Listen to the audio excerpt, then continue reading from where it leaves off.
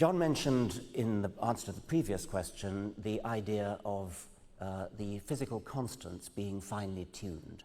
And it's quite true that many scientists, many physicists maintain that the physical constants, the half dozen or so numbers that physicists have to simply assume in order to derive the rest of their understanding, just have to be assumed. You can't provide a rationale for why those numbers are there. And physicists have calculated that if any of these numbers was a little bit different, the universe as we know it wouldn't exist. We wouldn't be here. The universe would perhaps have fizzled out in the first yoctosecond, and so we wouldn't be here, or other things would have gone wrong.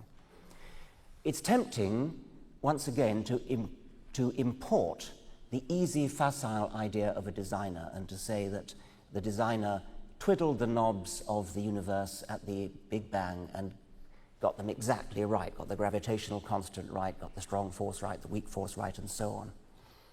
But it seems to me to be manifestly obvious that that is a futile kind of explanation because, as the quotation says, who designed the designer? You have explained precisely nothing, because instead of just saying, oh, well, the knobs were tuned to the right values anyway, you say, oh, there was a God who knew how to tune the knobs to the right values. And if you're going to postulate that, then you've, in a sense, sold the pass.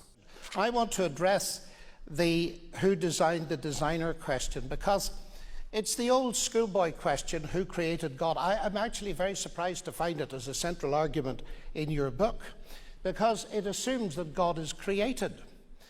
And I'm not surprised, therefore, that you call the book The God Delusion, because created gods are by definition a delusion.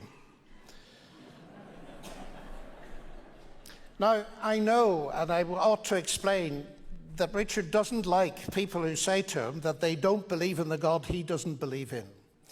But I think that this is possibly touching a sore spot, because you leave yourself wide open to the charge. After all, you are arguing that God is a delusion.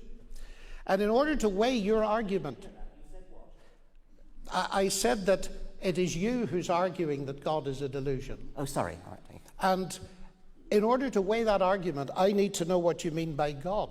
And if you say, if there is a God, you have to ask who created God, that means that you're reduced to thinking about created gods. Well, none of us believe in created gods, Jews, Muslims, or Christians. And I think that argument then is entirely beside the point, and perhaps you ought to put it on your shelf marked celestial teapots where it belongs. The God who created the universe, ladies and gentlemen, was not created. He is eternal. This is the fundamental distinction between God and the universe. It came to exist, he did not. And this is precisely the point the Christian apostle John makes at the beginning of his gospel. In the beginning was the Word. The Word already was. All things came to be by him. God is uncreated. The universe was created by him.